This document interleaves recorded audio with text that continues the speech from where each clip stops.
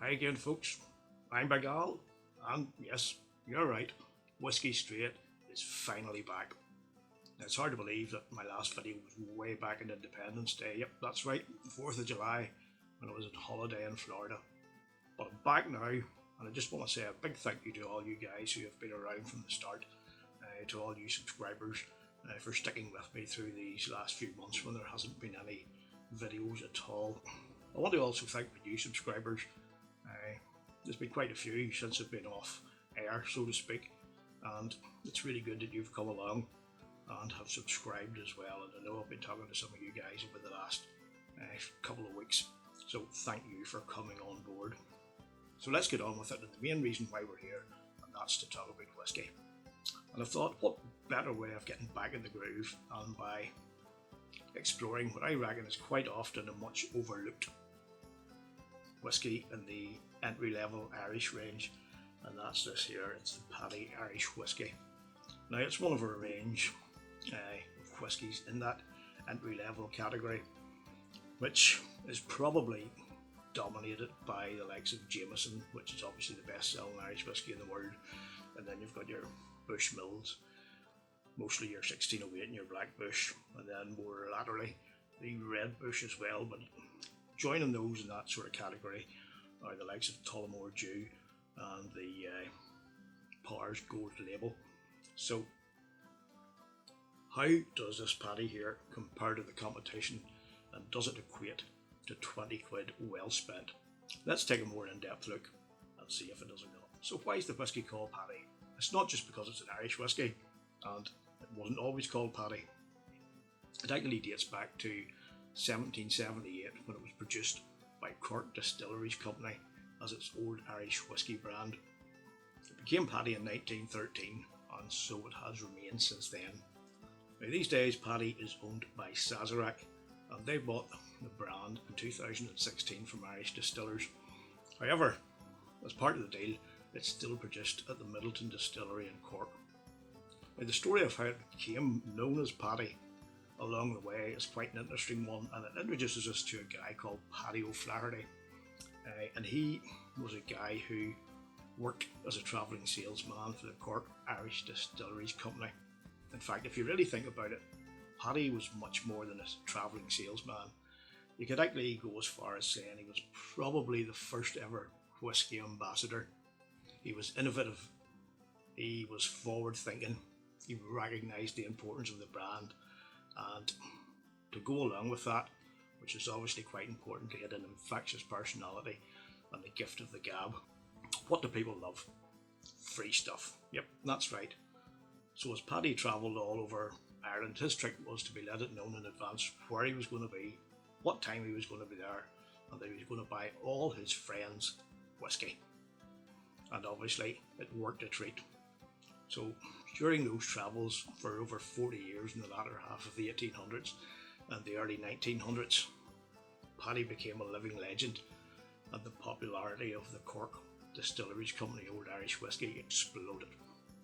In fact, Paddy was so good at his job, the whiskey became more synonymous with him than it did with the Cork Distilleries Company, and it actually got to the point where people were asking for Paddy's whiskey, and that's just what they referred to it as.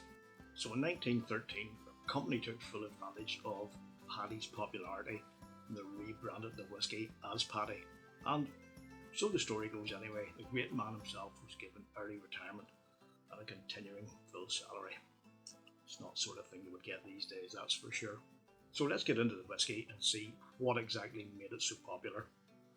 It's a blend of single pot, malt and grain whiskies, which is triple distilled, matured in oak casks, and it's believed to be anywhere within the 4 to 7 year old range, and it's bottled at 40% ABV. While this is obviously very common in Irish whiskey, Paddy supposedly has a higher malt percentage, and let's see if that higher malt percentage actually makes any difference when it comes to the tasting. So here we go. Now, first off, I'm getting there's oak and there's vanilla, and with it there's coming like a bit of a sweet peanut vibe as well, and a hint of lemon, and it's well, it's actually more than a hint of lemon, but it's not lemon as in real citrusy from the fruit. It's more like a lemon sherbet. Now there's some floral sweetness in there as well, and it's usually found in Irish whiskies, particularly at this range, but it's definitely not as prevalent as it would be in others that I've tried. Now, what's also coming in there, there's a bit more of a malty tone,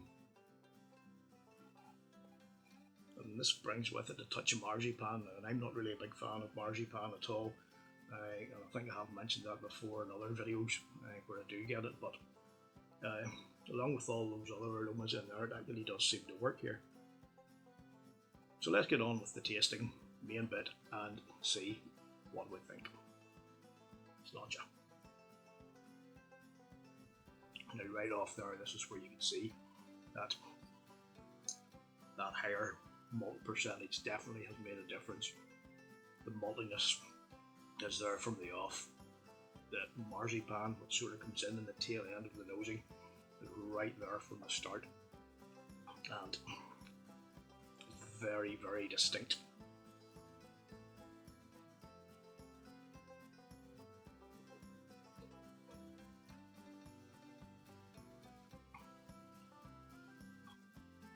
And here comes the lemon again. Again, it's like a lemon sherbet, and throughout it all, as it settles in the mouth across the palate there's a nice gentle spiciness, and it is rather pleasing because it just adds that wee bit more of a punch to what really is a very mellow and malty pour. And that marzipan note, it's there throughout, but it doesn't really linger. Now, all in all, this is really quite a pleasing pour. The finish isn't overly long at all. There's a wee bit of mellow sweetness that comes in there and joins the marzipan as that spiciness starts to simmer down a bit. So what we're really talking about here is it's a fine whiskey. It's definitely got a fine background story, but really in today's bustling market, you can't really say that it's as legendary as the man it's named after. It is where it is for a reason, and it's priced accordingly, and you can't really go wrong with it for those exact reasons. It more than holds its own in the Irish entry-level market, and while it does have quite a lot of those traditional Irish elements in there, that higher malt percentage does give it a wee bit of an edge. It gives it a contrast that it does make it stand out from the others in the range. So if that's something you would like to try, I would thoroughly recommend you give it a go. It is a little bit different, and it's not going to break the bank. From now on, it's definitely going to be a staple in my shelf. So that's just about it, folks. As I say, it's really good to be back. Thanks again to everybody who stuck by me, and to the new guys who've come along. If you like this video, please share your thoughts on anything Irish whiskey related, Paddy in particular, and don't forget to give me the old thumbs up there, hit the like button, and while you're at it, hit subscribe so that you don't miss out on any other future reviews. They're becoming a bit more thick and fast now. I'm going to put a bit more structure into it so that there will be, you know when they're coming, but I still have to fine tune it, tweak it a wee bit, and watch this space. I'll keep you guys informed. Thanks once again, folks, and until next time, please keep yourselves safe, and you know how it goes. Drink your whiskey the way you like it. Slàinte.